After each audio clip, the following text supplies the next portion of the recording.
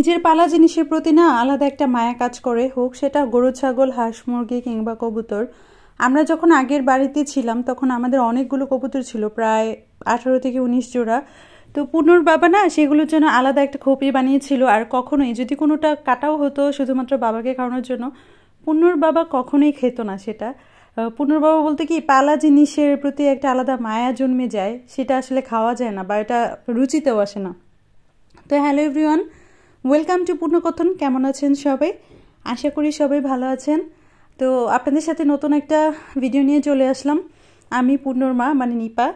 তো আশা করছি সবাই ভালো আছেন। আর যে কথাটা বলছিলাম যে পালা জিনিসের প্রতি যে মায়াটা জন্মে যায় সেটা যে আসলেই মানে খাওয়া যায় না, সেটার উৎকৃষ্ট উদাহরণ হচ্ছে পূর্ণর বাবা। আর আজকে এই কথাগুলো বললাম কেন, কারণ আজকে হচ্ছে কবুতর রান্না করবো। আর কবুতর রান্না করতে গিয়ে আসলে কথাগুলো মনে পড়ে গেল, মানে সেই আমরা যে কবুতরগুলো পালতাম সেগুলোর কথা মনে পড়ে গেল, তাই আপনাদের সাথে শেয়ার করলাম আর কি। তো শীত কিন্তু দেখতে দেখতে চলেই যাচ্ছে। কাদের এলাকায় শীত কেমন পড়েছে আমাকে অবশ্যই কমেন্ট করে জানাবেন। আমার এলাকায় দেখা গেছে সকালবেলা এত বেশি পরিমাণে রোদ থাকে, মনে হয় যে আসলে কি এটা শীতকাল নাকি আমি গ্রীষ্মকালে আছি কে জানে। আর রাতের বেলা তেমন বেশি একটা শীত থাকে না, জাস্ট যতটুকু না থাকলেই নয়। এতটুকু শীত যদি নাই থাকে তাহলে শীতকালের মজাটাই থাকবে না, তাই না? তো শীতকালে তো অনেকেই হাঁসের মাংস খায়, অনেকেই হচ্ছে গিয়ে পিঠাপুলি বানায়। তো শীতের মধ্যে আমাদের 2-3 বার হাঁসের মাংস খাওয়া হয়েছে, কিন্তু কবুতরের মাংস আসলে তেমন আমরা খাই না, আমি নিজেও খাই না।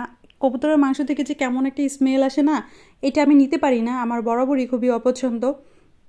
কিন্তু কবুতরের মাংসতে কিন্তু অনেক বেশি প্রোটিন থাকে, মূলত বাচ্চা কবুতরগুলোতে। তো যেটা হয়েছে, আজকে কবুতরের মাংস রান্না করতেছি শুধুমাত্র আমার শ্বশুরের জন্য। সবাই তো জানেন বাবা অনেক বেশি অসুস্থ, তো যেহেতু বাবার প্রোটিনের দরকার, বাবা আসলে মুরগিটা তেমন খেতে পারে না। আর অন্য মাংস আসলে বাবার জন্য তেমন মানে প্রযোজ্যও না, যেহেতু কিডনির পেশেন্ট। হাঁসের মাংস বলেন বা খাসির মাংস বলেন, এগুলো বাবা বেশি একটা খেতে পারবে না।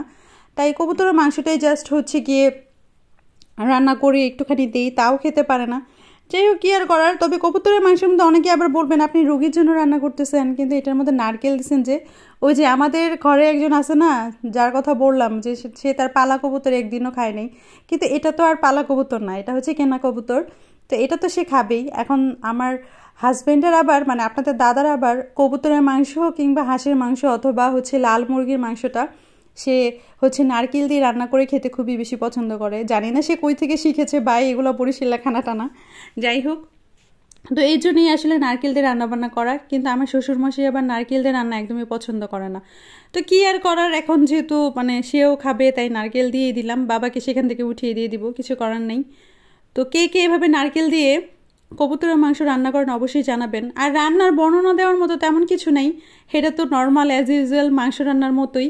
জাস্ট এক্সেপশনাল যেটা দিলাম সেটা হচ্ছে নারকেল।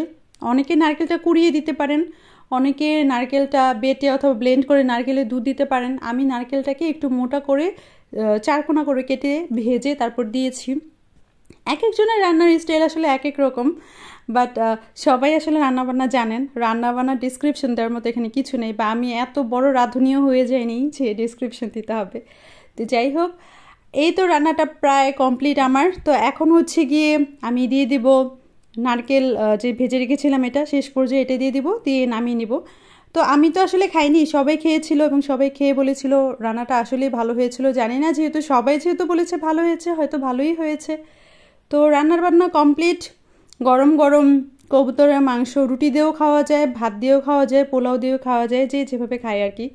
তো আমার আজকের ভিডিওটা কেমন হয়েছে অবশ্যই কমেন্ট করে জানাবেন। আর যদি ভিডিওটি ভালো লেগে থাকে অবশ্যই অবশ্যই অবশ্যই শেয়ার করে দিবেন। ধন্যবাদ সবাইকে, ভালো থাকবেন সবাই, শুভরাত্রি।